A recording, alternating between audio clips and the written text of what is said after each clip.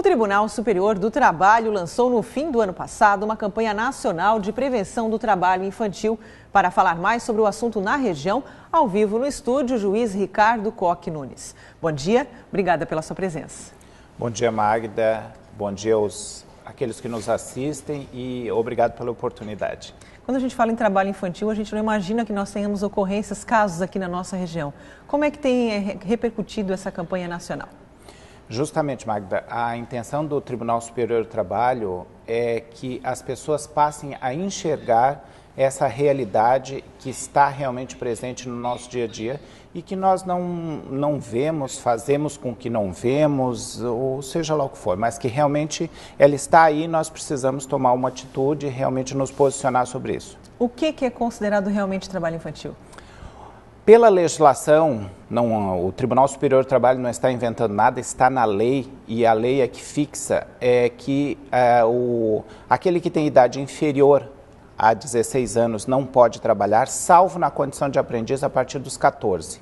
E existem alguns tipos de atividade insalubres, perigosas, noturnas e principalmente nós vamos falar uma atividade que as pessoas não sabem, que é o trabalho doméstico. Ele é proibido para aqueles com idade inferior a 18 anos. Agora a gente tem um outro lado, que são aqueles adolescentes que, sabendo da lei, não querem fazer mais nada em casa também, né? Não vou fazer nenhuma atividade, a mãe pede um auxílio, isso é trabalho infantil. Justamente. E na verdade a gente sabe que não é, né? É claro, é isso que ocorre, geralmente ocorre, vale tudo ou não vale nada, pode tudo ou não pode nada. É claro que essas atividades que são desempenhadas em auxílio à família e ao ambiente familiar não são consideradas trabalho infantil e não são proibidas e devem ser feitas e devem ser incentivadas. O trabalho proibido é aquele que a criança e o adolescente substitui um adulto com todas as obrigações que esse trabalho implica. Esse trabalho é que é proibido. Agora, o que esses empresários, quando eles são notificados, as empresas aqui da região, eles alegam? Eles não conheciam a lei ou eles conhecem, mas mesmo assim eles tentam burlar essa lei? O que eles verbalizam, o que eles dizem é que não conheciam. Mas, obviamente, isso aí não se pode dizer que não se conhece mais a legislação hoje em dia, é difícil. Algumas situações excepcionais é que não se conhece.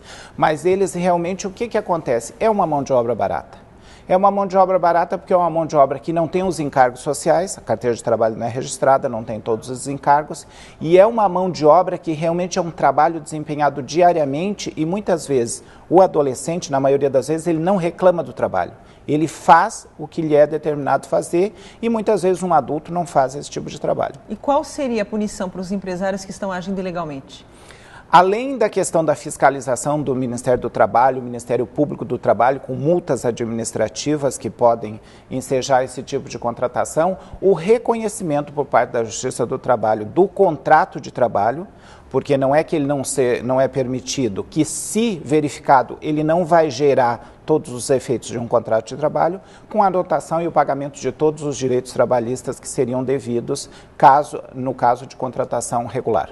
Agora, doutor Ricardo, para quem nos assiste nesse momento, a gente trabalha até a questão da prevenção. Como é que as famílias e esses adolescentes podem estar preparados para, numa situação como essa, saberem lidar?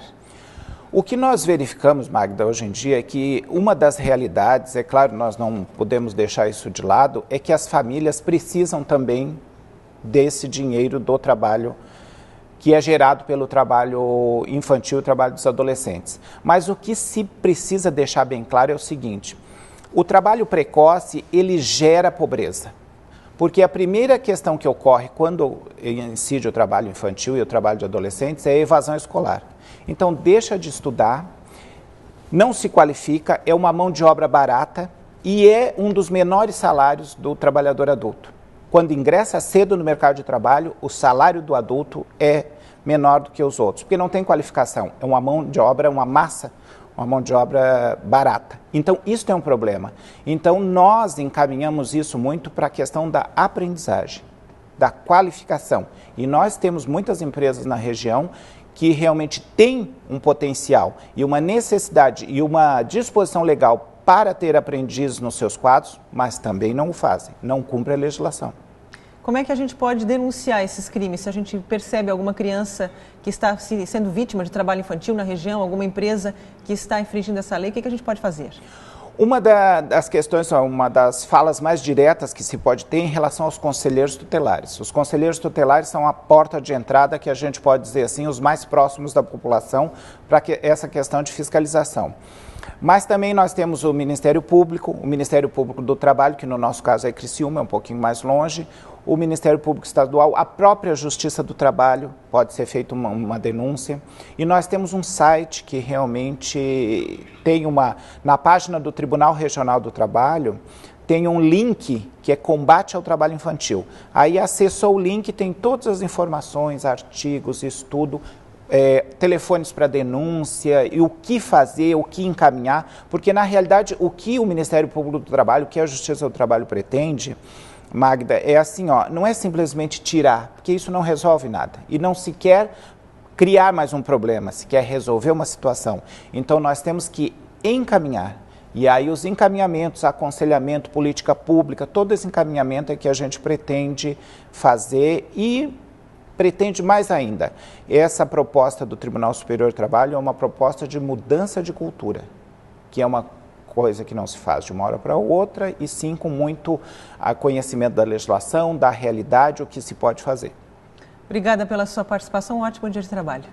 Eu agradeço a oportunidade novamente, estou à disposição, sempre que precisarem de mim aqui ou na Justiça do Trabalho ou em qualquer lugar, eu estou à disposição para dar o esclarecimento necessário e conversar com as pessoas. Obrigado. Obrigada também.